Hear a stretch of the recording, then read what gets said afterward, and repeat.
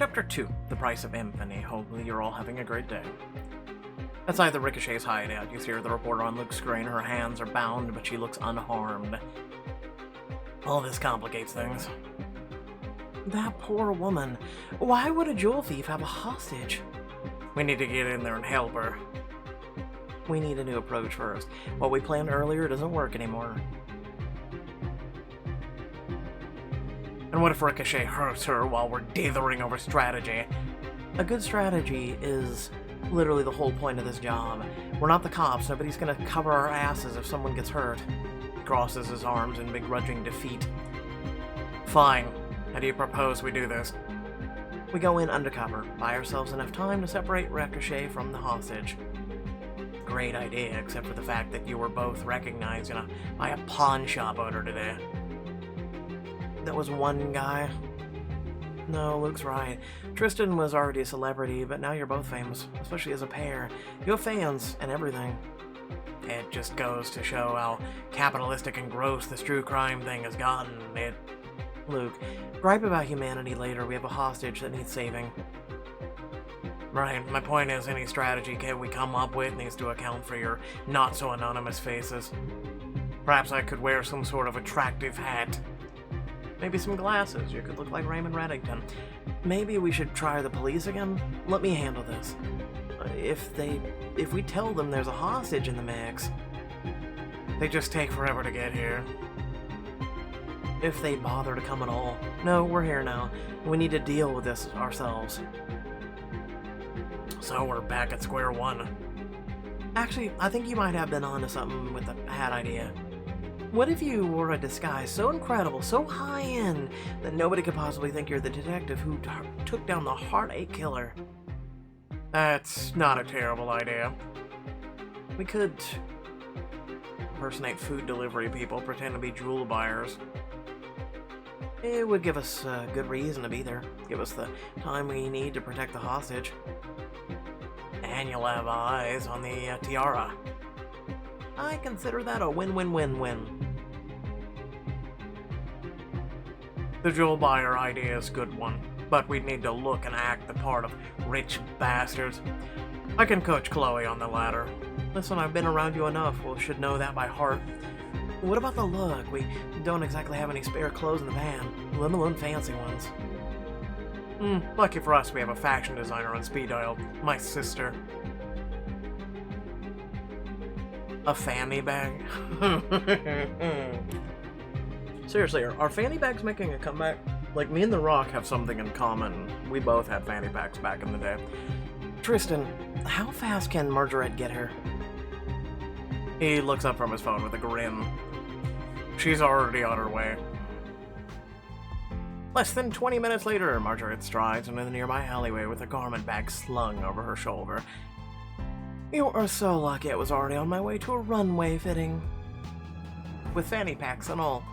If you have somewhere you need to be, we can just take the outfits and get ready in the... Too late, Chloe Strip.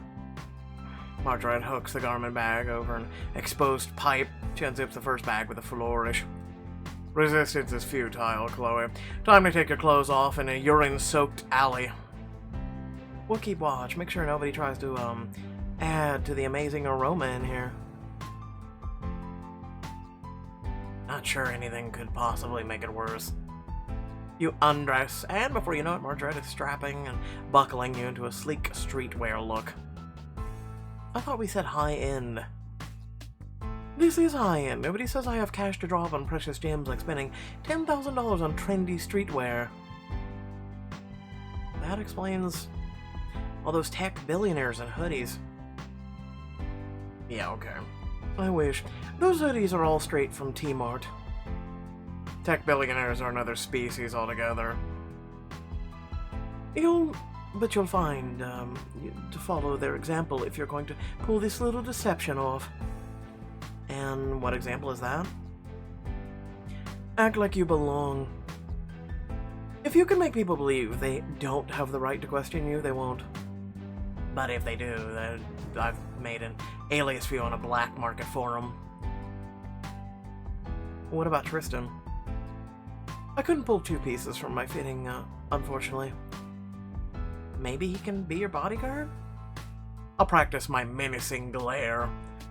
You couldn't have brought him a Raymond Reddington hat? Listen, they sell those at Walmart. Come on. Not as nice, but, you know. Marguerite smooths down your sleeves and then gives an approving nod. Perfect. Now try not to completely destroy it during the little bust, will you? There's a fine line between artful distress and garbage. I'll see what I can do. Before long, you and Tristan stride confidently towards Ricochet's warehouse. Hey, what do you think you're doing? Showtime, let him have it. You inhale sharply, mustering everything you've learned about high society. Please let me make choices, please let me make... What am I doing? Excuse me? Who are you to even question me? Not that it's any of your business, but I'm here to see Ricochet. Like hell you are. Ain't no buyers on the schedule for tonight. You give the rough, heavily muscled guard a once-over and curl your lip. Tristan watches him, his glare cold and calculating. Please tell me I misheard him, because I think I heard Ricochet won't see me. You are always here right, boss. Go home, you're in the wrong part of the city. Do you even know who you're talking to? I didn't know Ricochet's help was so incompetent. Listen here, I do my job well. Well, then call ahead, tell him I'm here before you lose him a lot of money. See if you still have a job then. Say the word and I'll teach him a lesson. I'm sure our new friend will do the right thing. The guard holds your gaze for a tense moment, then touches his earpiece. There's a buyer with a bodyguard here to see the boss. Alright, understood. And locks the door and motions you through. You bump his shoulder as you walk by, head held high. That's what I thought. You count 4 guards as you walk through the warehouse, each carrying a gun on their hip. You lean close to Tristan, your voice low. Tristan, we've got to make sure the hostage doesn't get shot. Agreed. I can attest it's not a pleasant experience. We need to be smart about this. Keep Ricochet talking until we have eyes on the hostage and the tiara. And then we wing it.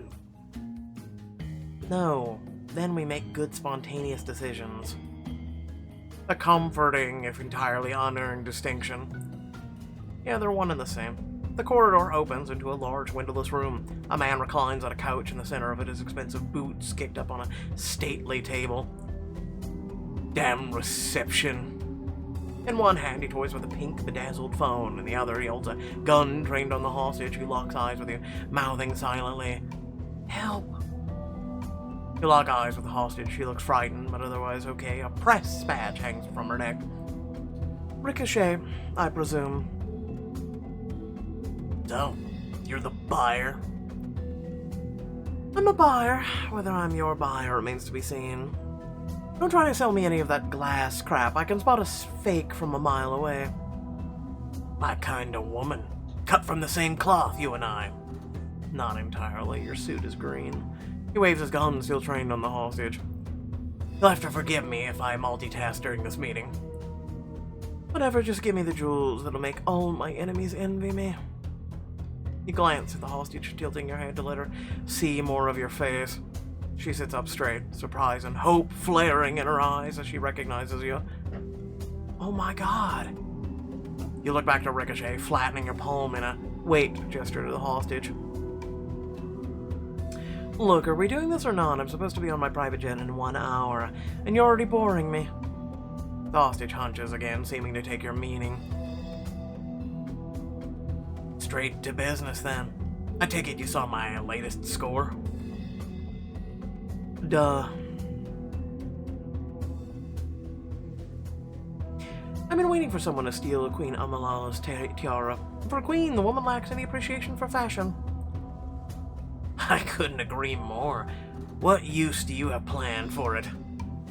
I don't ask you about the woman in the chair. You don't ask me what I'm planning to do with the tiara covered in gravel-sized diamonds. And I'll decide what they're good for after I ensure they're authentic. They are. Let's discuss payment. I'm willing to part with 10 million. The diamonds are worth 10 alone, not to mention the history of the piece or the trouble I went through of procuring it. Fine, I'm sure my father would still give me 12.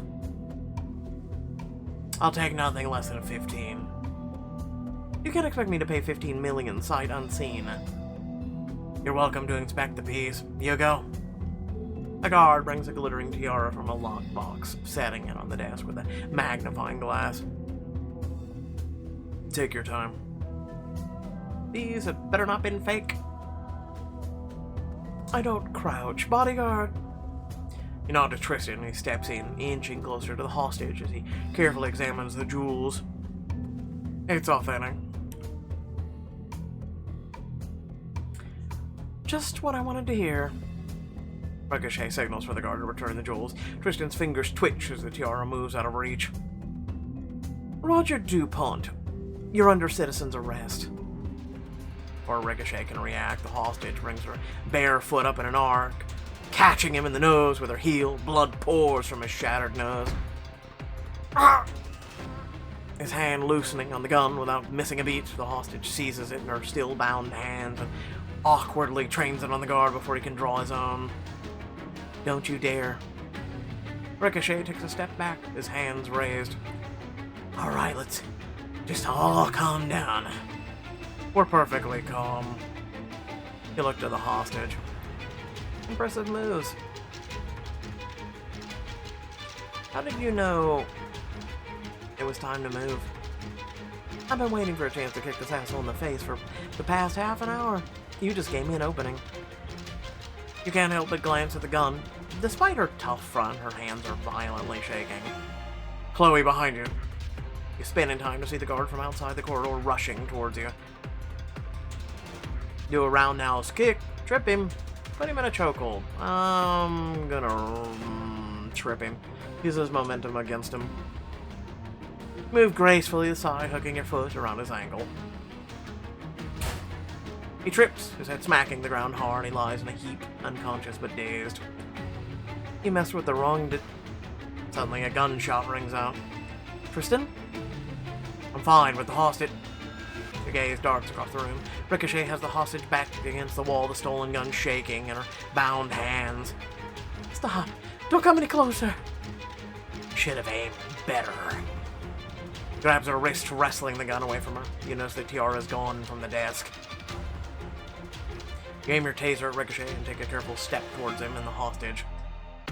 Think carefully, Ricochet. Murder still comes with a higher sentence than stealing from royalty. How right you are. He smashes the gun into the side of the hostage's head. Ricochet dives for the exit. As she crumbles towards the floor, you clutch your taser, deciding what to do.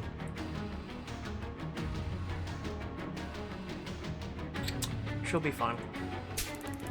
You have your taser, pull the trigger, but it flies wide of Ricochet as he flees the room. Damn it!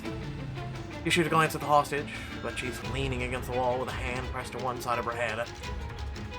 I'll live. Go after the bastard. Tristan needs getting away. You dash after Ricochet with Tristan hot on your heels. Ricochet spills out into the warehouse district. You follow him through the labyrinth alleyways strewn with junk.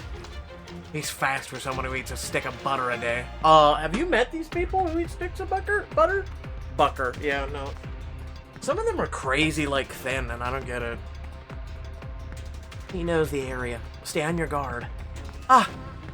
Just ahead, Ricochet sends a ladder crashing towards you. Swerve around it, run faster. Swerve. You swerve, leaping onto a crate and hurtling onto a shipping container without missing a step. Tristan follows a step behind. There he is. Ricochet runs almost parallel to you, glares up at you, and then takes a sudden right-hand turn. Come on, he's not getting away that easily. You vault down from the shipping container, the space between you and Ricochet closing with every step. And then, he's gone. You come to a stop as the alley opens into a train yard littered with shipping containers and train cars. He's hiding. How do we find him? Easy, we track his bloodstains. His nose is probably still bleeding. Dark spot on the cement gleams wetly in the moonlight. You nudge Tristan. Bingo. Oh, spotted. There's more over here. Wordlessly, you follow a trail of blood across the yard to an open train car. A figure breaks free of the shadows. You get a split-second glimpse of Ricochet's face before his fist slams into your stomach. You made a grave mistake coming after me. You should grapple him, punch him in the face. Listen, if he's already got a broken nose, you growl and clench your fist, smashing it squarely into his nose. Yep, that's even gotta hurt even worse. Ricochet's already busted nose explodes in a geyser of fresh blood. He gurgles in pain.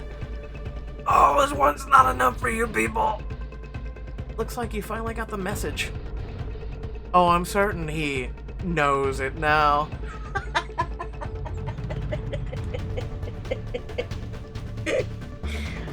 God damn it. That was good. Ricochet stumbles back, his head hitting the corner of the train car with a loud thunk. And night-night. He uses the ground, eyes fluttering as he catches his head. I just got out. I can't go back. I get it. I hear the Hollandos in prison just isn't the same. You mock my misery. You don't understand. Ricochet fights tired eyes as Tristan crouches beside him. Not in the slightest. Paris does it much better. But maybe you should reconsider stealing jewels as the second thing you do when you get out. I'll get my revenge. But he gives into his injuries, slumping against the train car, unconscious. Tristan looks to you, worried. Are you okay? I'll be sore tomorrow, but right now I'm fine. You kneel down in front of him, flipping open a leather pouch hanging at his side. Diamonds and sapphires wink back at you. What do we have here? Well, hello, trouble. Tristan grins, slides down the train car to sit beside you. He touches your lip, thumb lingering as he wipes away a spot of blood. I could say the same about you. You give him a weak smile and flip your earpiece on. Look, Queen Amalis will be happy to know we got Ricochet and the tiara. How's the hostage doing? The ambulance arrived a few minutes ago. The hostage is gonna be fine. And the police are... Ruby's voice is drowned out by the sounds of sirens. Oh, the way. Thanks, you two. Tristan grins at you and takes your hand. Just like old times, eh? A short while later, you and Tristan meet up with the team at the drunk tank. As you enter your uncle's bar, Luke raises a drink to you. It doesn't look like it's his first. Hey, heroes. Nice work, you two. The tiara is back under tight surveillance. Queen Amalis is cutting us a check. How big of a check? She only cuts the kind with many, many zeros. Orders up. I'd say it's on the house, but if my fault is mine. Sophia kisses your uncle's cheek and sets your beer down in front of you. It's still on the house. Cheers to the Genevosi Detective Agency. If you're kissing my ass in the hopes of getting a bonus, it's working. In that case, cheers to my favorite side hustle. Your colleagues laugh and clink their glasses together. Tommy watches you all with a smile. You done a hell of a job with this motley crew, Mafalda. They deserve all the praise for their efforts. All I do is pay them and wrangle them. Which we appreciate, especially the pay. But I have been especially impressed with them lately. As has the media. They're already looking forward to our next big case. I'm sorry to say, no comment. I don't need the media watching our every move on these big cases. But that means we would first need a next big case. We might soon. I found out earlier while you and Tristan were talking with the cops, the NYPD is undergoing a full review of its processes. You're kidding. Ruby leans against Luke, intertwining her fingers with his. Nope. You two made such huge waves with the Hand of Mahara case that the NYPD is considering an overhaul. Which means they could see massive layoffs. Luke, screw the establishment. Looks like your long con to take down the NYPD is working. And it's all thanks to my favorite disgraced duo. He raises his glass to you and Tristan in turn. To the disgraced cop and the disgraced prince. Are we really disgraced? Really? You and Tristan exchange an amused look and clink your glasses together. And proud of it. I'll drink to that. Now, is this a party or not? No more shop talk. Tristan slips his hand in yours beneath the table. You squeeze it, careful not to let the other colleagues see. Dude, I'm pretty sure they all know we have something going on, let's be honest. What about, tangential shop talk? I want to hear more about the jewel thief brother of yours. So would I, come to think of it. And the crowd has spoken, Tristan. Fine, but jewel thief is too high of a compliment for Caspar. Think of him as a charming magpie with no impulse control. Tommy keeps the drinks flowing as you and your friends laugh and talk. The next hour away. Finally, Mafalda checks her watch and gets up. I need to head home if I want to see the girls before bedtime. Speaking of, it's coming up on our bedtime. What do you say we leave the kids to it, Tommy? Oh, so he found some love after all. Sounds good to me, Chloe. The bar is yours. Try not to drink all the good stuff. Just a couple shots of the top shelf stuff. No promises. You see Mafalda to the door, lock it behind her. Ruby reaches over the bar, grabs a bottle of whiskey, brandishing at you cheekily. If the grown-ups are turning in, does this mean we get to turn it up? I see a dartboard with our names on it. Christine meets your eyes. Smile curling on his lips, he gives a subtle shrug, whispering in a deep, sultry voice. Could be fun. I have an idea of how to up the stakes, too. Keep the party going. In the interest of fairness, I should warn you all that I've been playing darts since before I could walk. Appreciated, but I'm virtually undefeated at the Dracovian equivalent. What's the Dracovian equivalent? Probably tossing knives. Let me guess, it involves knives. Huh, among other things. I can't tell if you two are squaring up for a bloody competition or a deadly alliance. You twist and exchange a look. As much fun as it would be to team up, it might make our relationship too obvious. Talk like that, only makes me want to put the good prince in his place. Care to join forces, Luke? More than anything.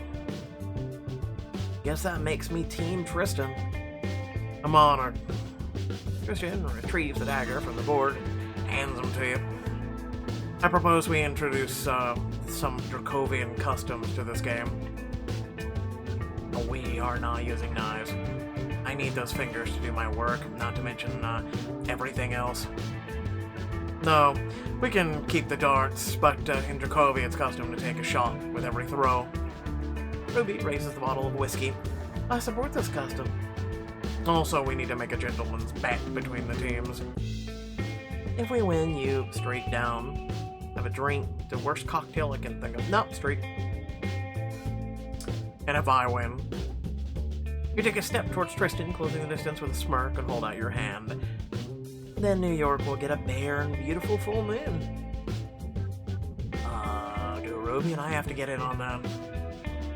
Let's call it a bet between team captains. I'm okay with that.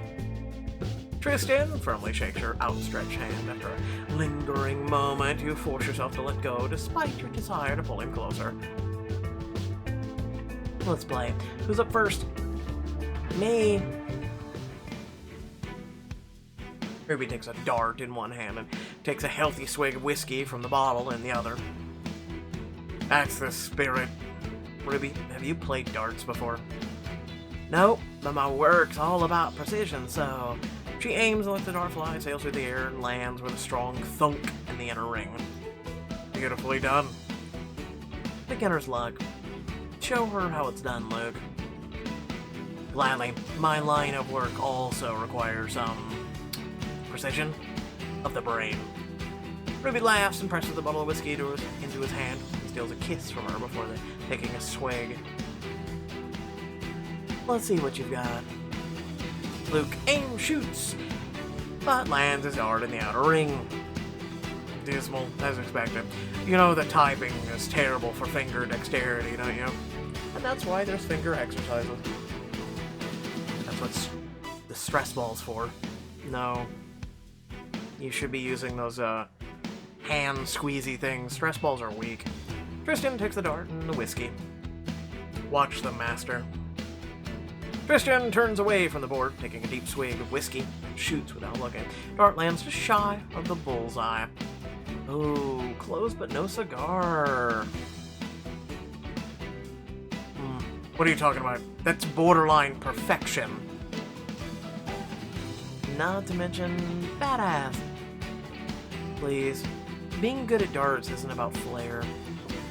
No, what's it about, Detective Rose? It's all about finesse, confidence.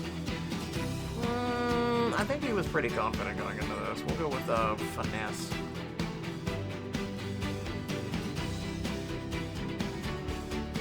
Your team is swimming in finesse. Your team is relying on luck. Let's see you put your money where your mouth is. No pressure, Chloe, but if you're not perfect, we lose. I know, my bare cheeks are literally on the line. For luck, old Barrington. You take a swig of whiskey and line up your shot carefully. Aim for the outer circle, the bullseye. Luke's shoe is the other one. The second the dart leaves your fingers, you know your aim was perfect. And sure enough, it thunks right into the center.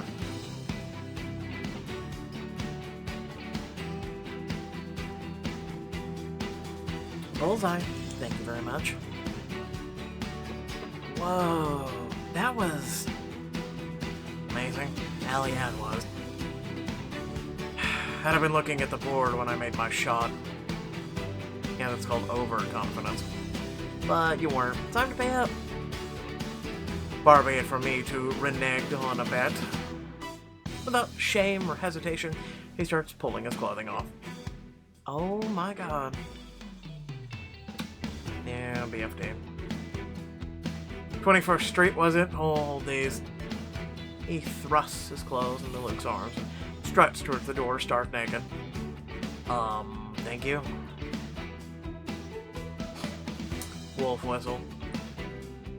You give a cascading whistle. Tristan looks back at you with a mischievous smile.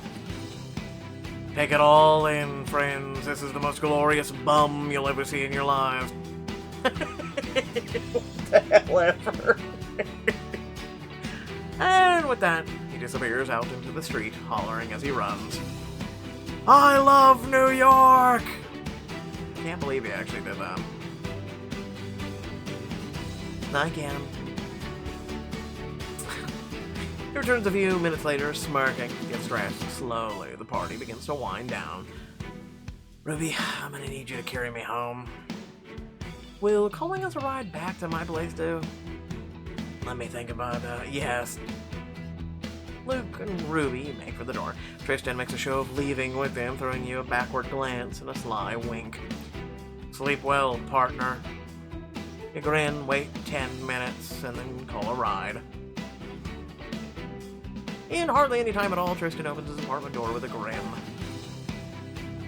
Oh good, I wasn't too subtle. I don't think you'll ever have a problem with that. You follow him to the couch, flopping down with your legs in his lap.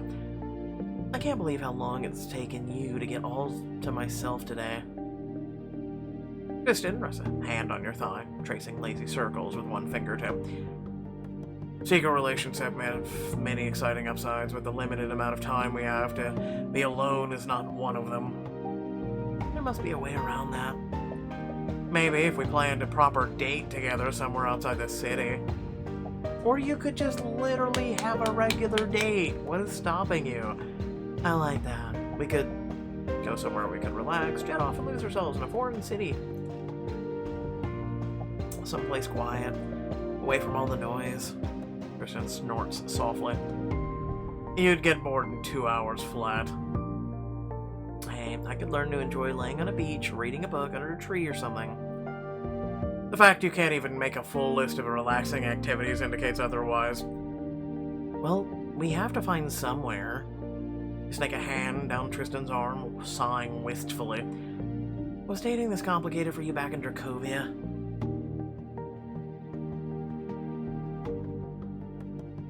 In a different way, I suppose. In Dracovia, it's traditional to lightly poison the cup of the object of your affection. If they detect the poison in time, they're worth pursuing. And if they don't, they die. And if they don't, they spend an unpleasant evening on the toilet and you move on. That sounds so shitty. I know, I wasn't going for the pun, but then I went for it. I'd like it if we didn't flirt via poison. Agreed, there are some traditions that are left in the very distant past. But how will we assess each other's quality now? I'm confident we can think of something. His hand travels slowly up your body, pressing each part with care until he finally cups your cheek. You let out a sigh as he presses his lips to yours, capturing them in a slow, sensual kiss.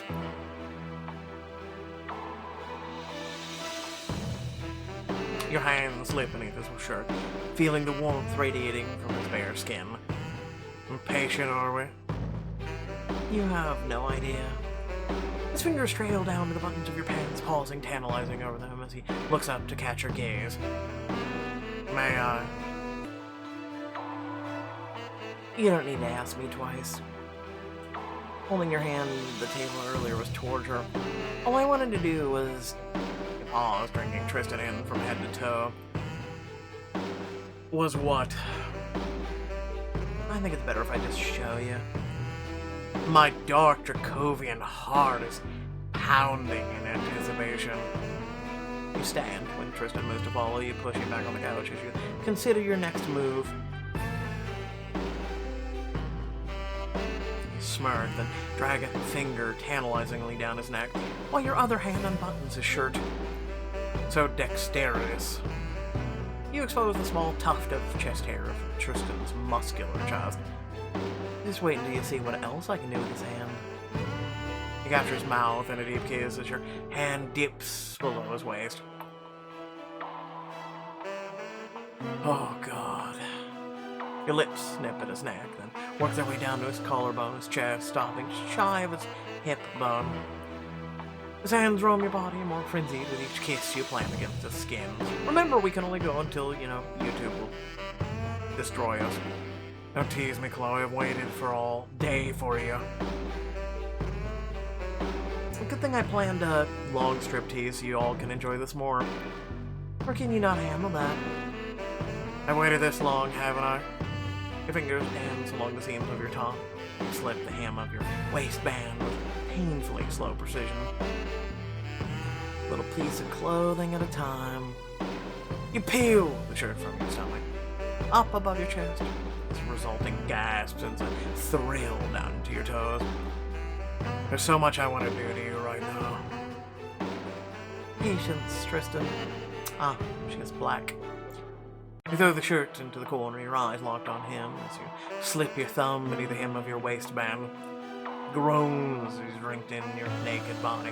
As you turn around, purposefully slow, you can feel his patience crumble. Perhaps I should help you with the remainder. With a rumble of pleasure, he tosses you playfully onto the couch and begins to peel away your clothes. His lips coat yours apart, his hands roaming your body as if learning its curves and planes for the first time. Your breath catches as his touch blazes up your leg, skimming your thigh. He finds your ear, growling in a low, husky voice. Whatever you need, it's yours. I want to take control, lose myself to you. This is probably where we have to part because of YouTube. With pleasure. Yep, that's what I thought. I'm not even kidding, it lasted 8 clicks.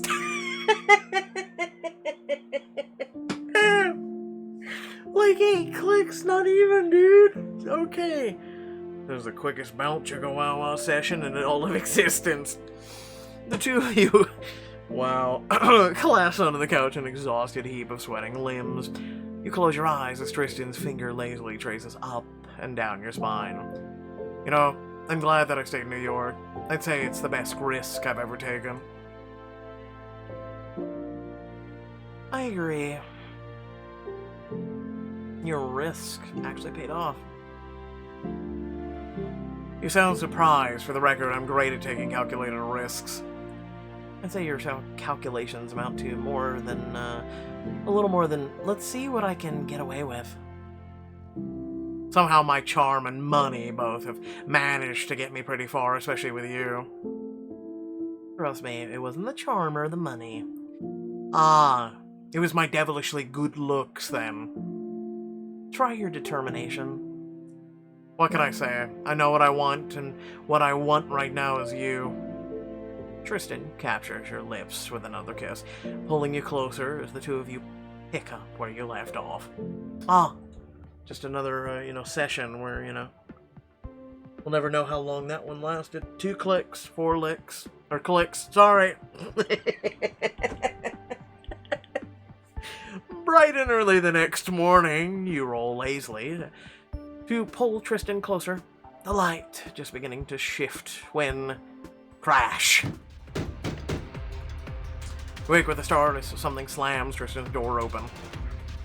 What the... In here.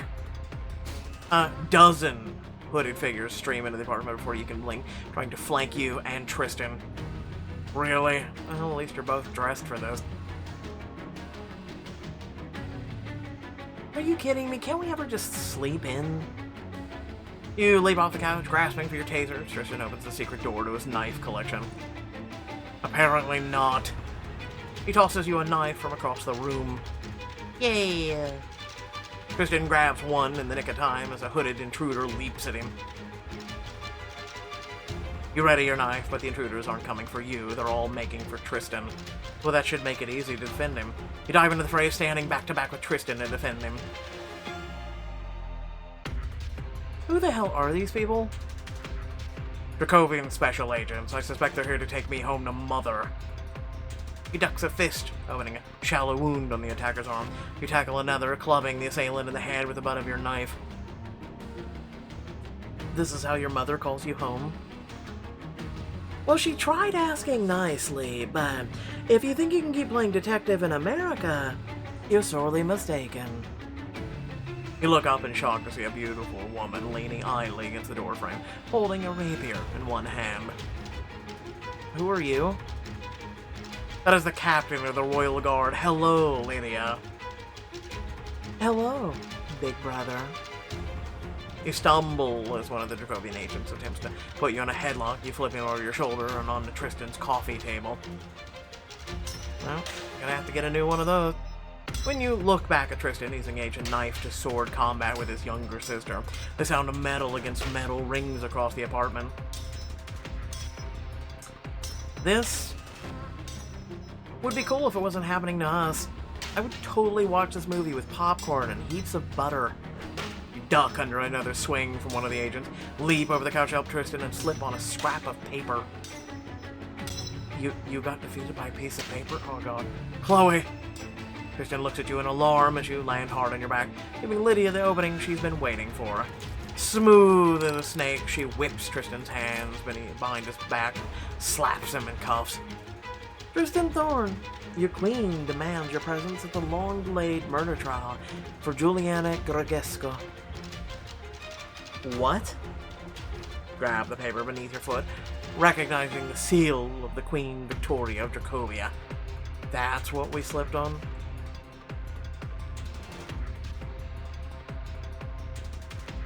Lydia's agents drag Tristan from the apartment. You stagger after her, but the other Dracovians block you at the door. You struggle to push past them, throwing punches left and right. Let me go, Tristan! You catch one last glimpse of him in the hallway before Lydia forces him out of sight. Chloe, find Margaret. She'll know what to do.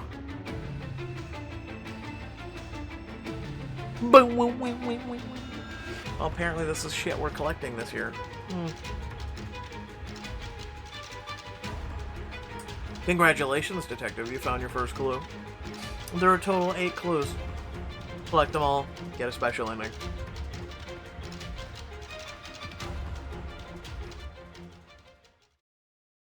Huh. Alright, without further ado, please remember to like, share, and subscribe. Head down the description. Plenty of things to check out there. Let me know what you thought. Let me know what you think will be coming up next. I'm wondering if this will have, more intrigue and mystery and the whole 9 yards. Now, if you remember at the very beginning of this, in case you missed out or forgot Chapter 1, there was a whole thing involving the woman that we're supposedly accused of ending. So, yeah. Wonder if there's a thing and if she's really, truly, actually still alive. What a tangled web we weave when we aim to deceive. But, with that being said, let me know what you think. Otherwise, I enjoyed the chapter. I actually enjoy this kind of book, right? There's a place for Bout Chicka Wow Wow, as I say. But, you know, a lot of the books that they do, it just, let's be honest. Let's be honest with one another. They make that a big, intricate part of this. I'm sure you guys enjoy books like this, where there is parts of it, but it's small, it's minuscule, it's romantic, it's other things, right? It doesn't make the story revolve around it. And in a way, you can even make the book revolve around a relationship, but without the need for bounce chicka wow wow all the time, let's be honest. That's just my thought. Let me know what yours are down in the comment section below. Catch y'all later. Peace out.